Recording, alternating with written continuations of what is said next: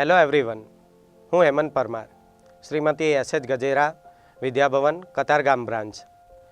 તો આજે આપણે ધોરણ 10ના ગુજરાતી વિષયનું 9મું કાવ્ય માધવને દીઠો છે ક્યાંય એનો અભ્યાસ કરવાના છે. સૌપ્રથમ આપણે તેના શીર્ષકનો અભ્યાસ કરીશું. શીર્ષકમાં બે શબ્દો જે છે એ સમજવા જેવા છે, માધવ અને દીઠો. માધવ એટલે શ્રી કૃષ્ણ. શ્રી કૃષ્ણના ઘણા બધા નામો છે, જેમાંથી માધવ નામ અહીં લેવામાં આવ્યું છે. જ્યારે બીજો શબ્દ જે છે દીઠો, એનો અર્થ થાય છે જોયો.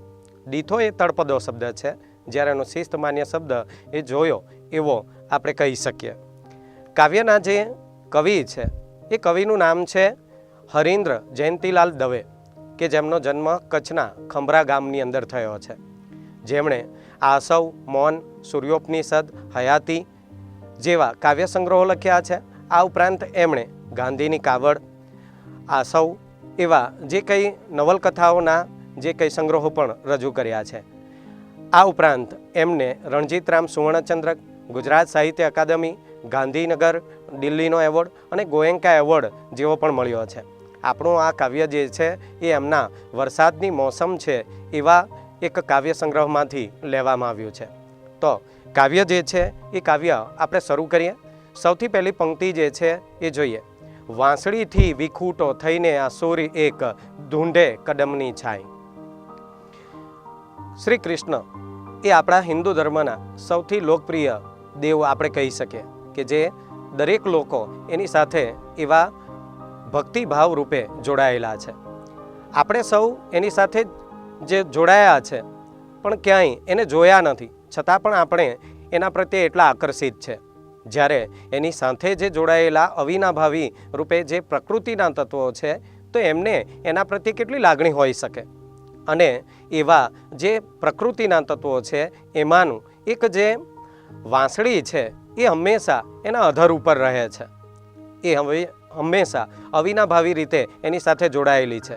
શ્રી કૃષ્ણ એને સવારથી લઈને રાત્રે ઊંઘે ત્યાં સુધી એ પોતાની કમર ઉપર એને ધારણ કરે છે.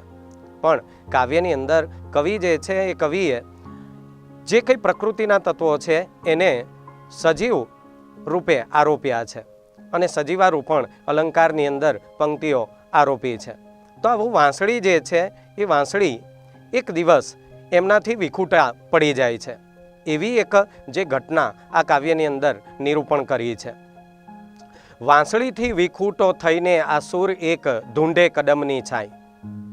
એક દિવસ શ્રી કૃષ્ણ જે છે એ સવારે ઉઠીને આ વાંસળીને મૂકીને ક્યાંક ચાલ્યા જાય છે. આ વાંસળી એને શોધે છે પણ ક્યાંય એને જડતા નથી. થોડી રાહ પણ જુએ છે કે કદાચ એ આવશે અને પછી લઈ જશે. પણ પછી સમય વધી જતાં એમને એવું લાગે છે કે હવે તો મારે એમને શોધવા પડશે. એટલે દૈનિક ક્રિયાથી એ પરિચિત હતા. એટલે સૌથી પહેલાં એ જાય છે કદમના ઝાડ પાસે, અને ઝાડની દાળે દાળે એમને શોધે છે, પણ ક્યાંય શ્રી કૃષ્ણ જે છે એ એમને મળતા નથી. જ્યારે કૃષ્ણને જોતા નથી એટલે વેદના અને વ્યથા જે છે વાંસળીની વધતી જાય છે.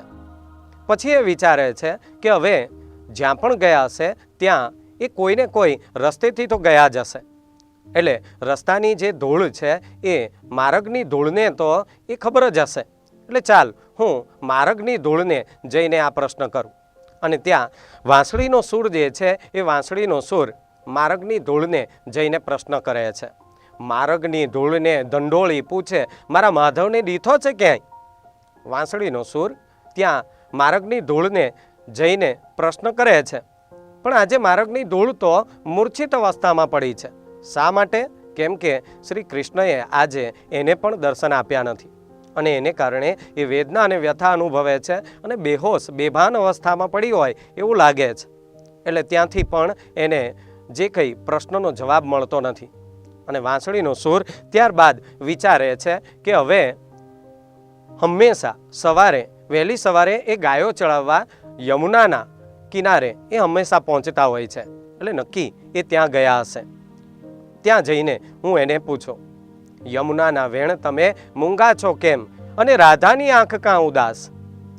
વાંસળીનો સૂર યમુનાના કિનારે પહોંચે છે, પરંતુ આજે યમુનાના વહેણ જે છે એ તો સ્તબ્ધ થઈ ગયા છે.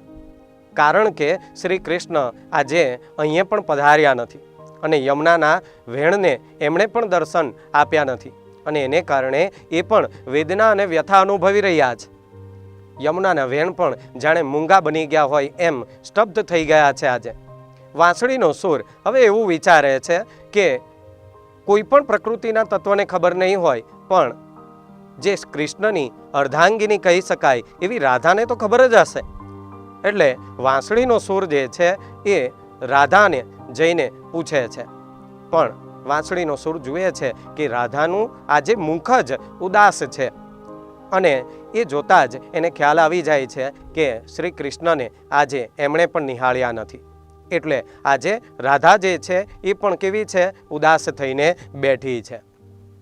વાંસળીનો સૂર શોધતા શોધતા આગળ વધે છે અને સમય પણ એની સાથે વધતો જાય છે. સવારની સાંજ પડી જાય છે, જે તડકો હતો એ પણ દૂર થાય છે અને હવે ઠંડો મંદ પવન જે છે એ વાતો થાય છે. એટલે વાંસળીના સૂરને હવે અનુભૂતિ થાય છે કે આ તો સવારની સાંજ થઈ ગઈ, છતાં શ્રી કૃષ્ણ જે છે એ તો ક્યાંય એમને જોવા મળ્યા નહીં. વહી જતી આ લહેરખી વ્યાકુળ કરે છે અહીં સરતી આ સાંજનો ઉજાસ. વાંસળીનો સૂર પોતે જે આવી ઠંડી લહેરખી જે છે એનો અનુભૂતિ કરે છે, એટલે ખબર પડે છે કે આ તો સવારની સાંજ થઈ. પ્રકાશ જે છે એ પ્રકાશ પણ ધીમે ધીમે હવે ઓજસ થવા લાગ્યો છે અને રાત્રિનો અંધકાર થવા લાગ્યો છે, સાંજ પડવા આવી છે. અને ત્યાં ફરી એને ક્યાંય કોઈ જવાબ મળતો નથી કે કૃષ્ણને કોઈએ જોયા હોય. વાંસળીનો સૂર જે છે એ વધુ વેદના અને વ્યથા અનુભવતો હોય છે. રાત્રિનો સમય થઈ જાય છે અને ત્યાં રાત્રિ જે છે એ પણ આજે બાવરી બની છે, બેબાકળી બની છે. કેમ કે શ્રી કૃષ્ણને એમણે પણ જોયા નથી આજે. બાવરી વિભાવરીના પગલાંની લાગણીથી રાત રાણી ઝાકળથી નાઈ મારા માધવને દીઠો છે ક્યાંય. આજે આ રાત્રિ જે છે એ રાત્રિ પણ શ્રી કૃષ્ણને જોયા નથી એટલે બેબાકળા બન્યા છે અને લાગણીથી એ પોતે વેદના અનુભવી રહ્યા છે. એક તરફ રાત્રિના સમયે ખીલતું જે પુષ્પ, રાત રાણીનું પુષ્પ, એ રાત્રે એનું સૌંદર્ય, એનું નિખાળ હોય, પણ આજે એ રાતરાણી પણ વેદના અને વ્યથા અનુભવી રહી છે. એટલે કવિ જે છે એ કવિએ અંદર પંક્તિ લખી છે, રાતરાણી ઝાકળથી નાઈ. આવા રાતરાણીના ફૂલ ઉપર ઝાકળના જે બિંબ બાજ્યા છે એ જાણે પોતે આંસુ સારી રહી છે. શ્રી કૃષ્ણના વિરહમાં, વેદનામાં એવી અનુભૂતિ એને થઈ રહી છે.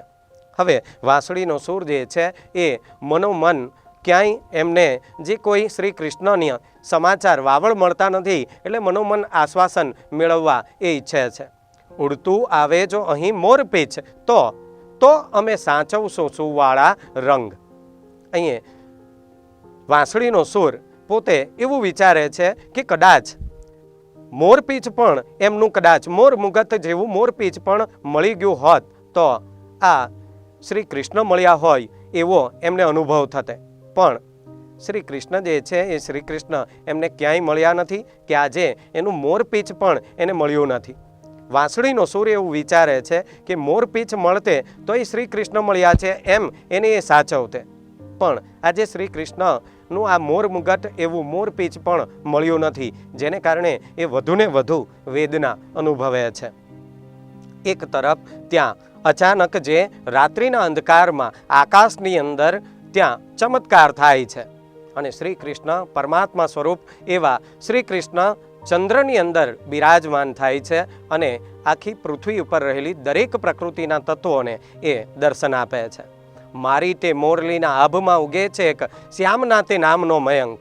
અને ત્યાં શ્રી કૃષ્ણ એ જાણે છે કે સવારથી સાંજ રાત થઈ ગઈ છે તો હું પ્રકૃતિના એક પણ તત્વને દર્શન આપી શક્યો નથી.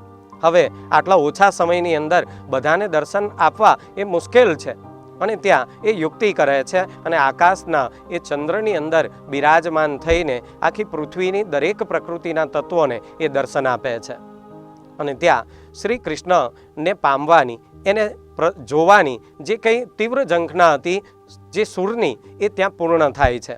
ત્યાં જે કંઈ પ્રકૃતિના દરેક તત્વો જે છે એ શ્રી કૃષ્ણને નિહાળીને એની જે કંઈ તીવ્ર ઝંખના હતી એ પૂર્ણ કરે છે. એક તરફ દરેક શ્રી કૃષ્ણને પામીને પ્રસન્ન થઈ જાય છે. વાંસળીનો સૂર ત્યાં એવી વાત રજૂ કરે છે કે જળમાં તે તેજ એનું એવું રેલાય હવે પાતાળે હરિવર પર ખાય. મારા માધવને દીઠો છે ક્યાંય. વાંસળીનો સૂર એવી વાત સમજાવે છે કે હવે તો શ્રી કૃષ્ણ એ ચંદ્રની અંદર બિરાજમાન થઈ ગયા છે, એટલે પૃથ્વીની એક પણ તત્વ જે છે એ શ્રી કૃષ્ણના દર્શન કર્યા વિનાનું હવે રહેશે નહીં. અને ત્યાં દરેક જે કંઈ પ્રકૃતિના તત્વો તો નિહાળશે જ, પણ જળને તળિયે પાતાળમાં રહેલી પ્રકૃતિ જે છે એ પ્રકૃતિના તત્વો પણ શ્રી કૃષ્ણને જોઈ રહેશે. એટલે પંક્તિમાં લખ્યું છે પાતાળે હરિવર પર ખાય. હરિવર એટલે શ્રી કૃષ્ણ. શ્રી કૃષ્ણ હવે જળને તળિયે પણ ત્યાં શ્રી કૃષ્ણ દરેકને એ દર્શન આપશે. મારા માધવને દીઠો છે ક્યાંય. અને એવા જે વાંસળીનો સૂર જે છે એ વાંસળીનો સૂર ત્યાં પોતાની તીવ્ર ઝંખના જે હતી એને પામે છે. અને કાવ્ય જે છે એ કાવ્યની શરૂઆત એ દુઃખદ થઈ હતી. વિરહ હતો એટલે દુઃખ વેદના હતી, પરંતુ કાવ્ય જે છે એ કાવ્યનો અંત ભાગ જે છે એ સુખદ ત્યાં પરિણમે છે. તો કાવ્ય જે છે એ કાવ્ય આપણું અહીં પૂર્ણ થાય છે. Thank you.